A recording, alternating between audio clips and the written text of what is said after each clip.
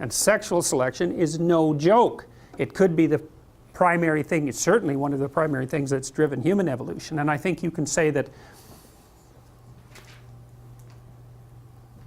you think about the environment again. Well, let's think about the environment. So you have a dominance hierarchy, and that's really an old structure. The dominance hierarchy is 300 million years old, because it emerged pretty much whenever there was a nervous system, emergent nervous system, and whenever animals had to occupy the same territory, they automatically organized themselves into something approximating a dominance hierarchy. So it's a very, very, very, very old structure. It's older than trees. It's older than flowers. It's old. And as far as real goes from a Darwinian sense, permanent is real. And so when you can say, well, you know, our arboreal ancestors adapted themselves to trees, and so the tree was around long enough to be a feature of the environment. But the dominance hierarchy has been around a lot longer than trees. And you can think of the dominance hierarchy both as an adaptation to the environment, because you'd kind of think about the dominance hierarchy as a cultural construct.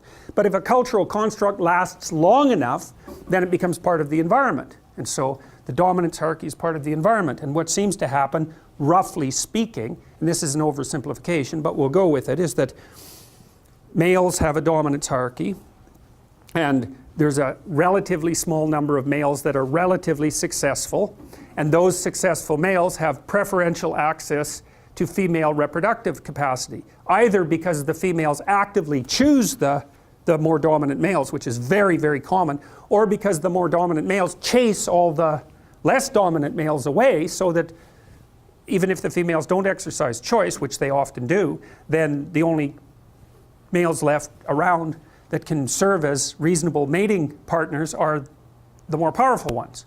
And so you think you get two really radical determiners of evolution as a consequence of that. One is that I'm not talking about female dominance hierarchies at the moment, but I can talk about them, but that's why this is an oversimplification. But what happens is that the males obviously are selected for their ability to move up dominance hierarchies.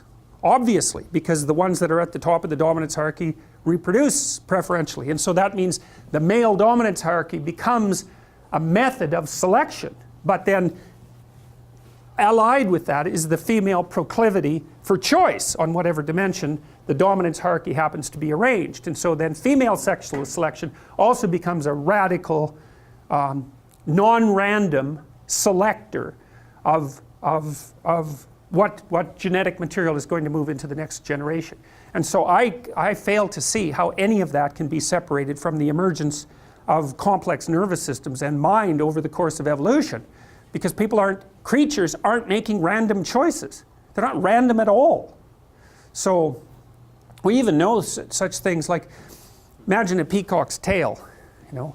It's covered with eyes, which is quite interesting, because eyes, of course, attract attention. And lots of animals have evolved eye-like markings. Like moths, there's moths that when they unfold their wings, they have two big eyes on the back of them. And that's to keep birds from eating them, right? Because the birds don't like being stared at, so they stay away from the moths. But so a peacock's tail is nothing but eyes. And so it's very attractive, and it shimmers. And there's something about it that's beautiful, which is quite interesting too. The females have obviously been selecting the male peacocks for beauty. They have this insane tail. Well, so the evolutionary biologists have thought, well, what possible utility could that tail be? Is it just maybe the females got fixated on tail, so to speak, and you know, you got a Baldwin effect loop going there, and the male peacocks just got bigger and bigger tails, and it's just like an evolutionary dead end. It's, you know, it's a positive feedback system that's gone out of control. But they have done things that like look at the symmetry and breadth, say, or the symmetry and size and overall quality of the male peacock's tail as a marker for physical health. So reduced parasite load, for example. And it does turn out that the healthier male peacocks have better tail display. And so what the females seem to be doing is using some marker or some set of markers as a proxy indicator for health. And I think you could say reasonably that female human beings do the same thing to male human beings. And there's some of that vice versa too. Like we evaluate each other, for example, for symmetry, which is one of the elements of beauty, because healthier people tend to be more symmetrical. And lots of animals use symmetry. Butterflies If butterflies won't mate with another butterfly if it deviates from symmetry by the tiniest amounts you can imagine. So symmetry is a marker, and there's other markers like shoulder width to waist width is one, and waist width to hip width is another. That's usually what males use that to evaluate females in part. So there's lots of markers of health. But it also looks to me like the data worldwide seems to indicate that women, so imagine that women mate across dominance hierarchies and up, socioeconomically speaking. And on average, across cultures, women go for men who are about 4 to 5 years older. You know, it varies. In the Scandinavian countries, that's shrunk a little bit, but not that much. And in other cultures, it's bigger. I would say that depends to some degree on difficulty of establishing economic independence, right? Because in richer countries, it's easier to have enough economic independence if you're a male to be a useful participant in the process of having children. But it doesn't matter, cross-culturally, it's still across and up, where men mate across and down. They don't care much about socioeconomic status. It doesn't seem to be part of their selection method, generally speaking. So I think that part of that is also the ability of women to select for male health. It's something like that, because it isn't only that, because if you're healthy and energetic, you're much more likely to be successful, because it's very hard to be successful if you're ill, obviously. I mean, so, because the competition is just too high. And both genders, both sexes select each other for attractiveness, both select for intelligence, both select for personality, although there are differences there in terms of what's stressed. But so I think you can derive a couple of things out of this, and this is where I think people are different than other animals. Importantly different is that, so you imagine that there's tremendous selection pressure towards the production, let's say, of men who are good at climbing male dominance hierarchies, or climbing the male dominance hierarchy. But the thing that's so interesting about people is that we've multiplied our dominance hierarchies.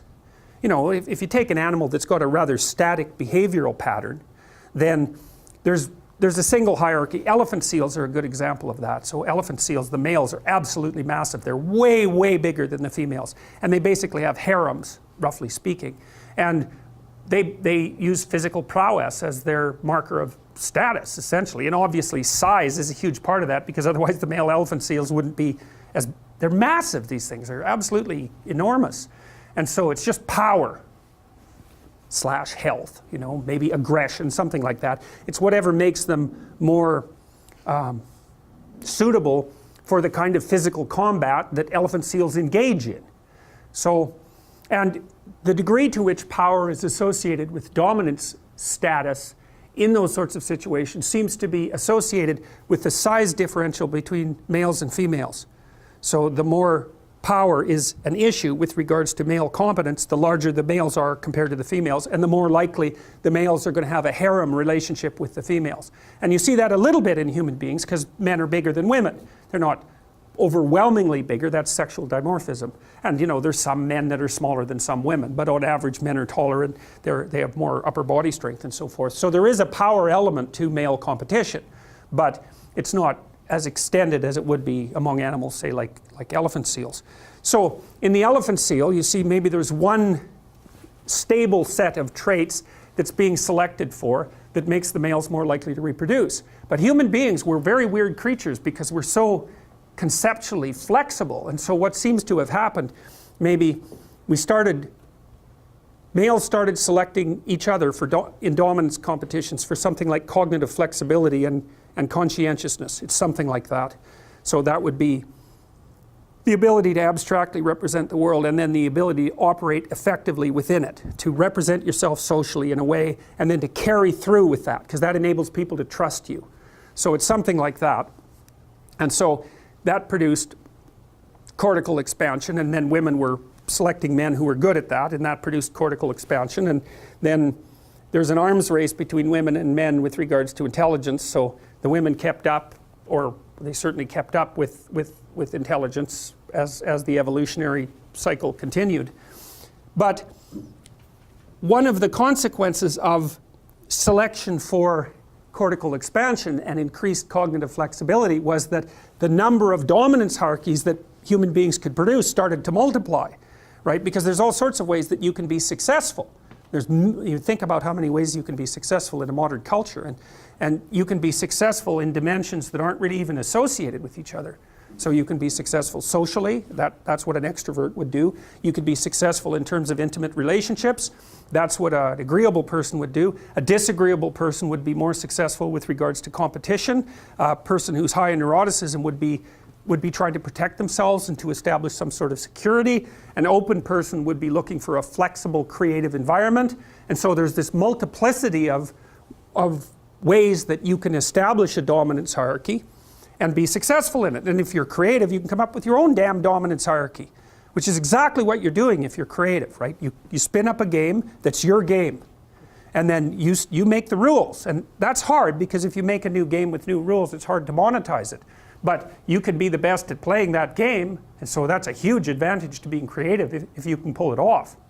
So then you think, well, what's happened among human beings is the multiplication of the set of possible dominance hierarchies, so it's become very broad.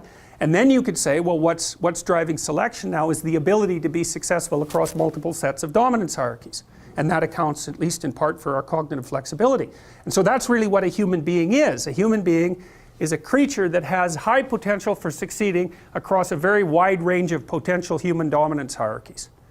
And so that gives us our transformative psyche. That's the niche that we've both produced and occupy. And I think it's out of that hero mythology emerges fundamentally. Because I think what the hero is, the mythological hero, is a representation of that part of the psyche that's particularly good at being successful across sets of dominance hierarchies.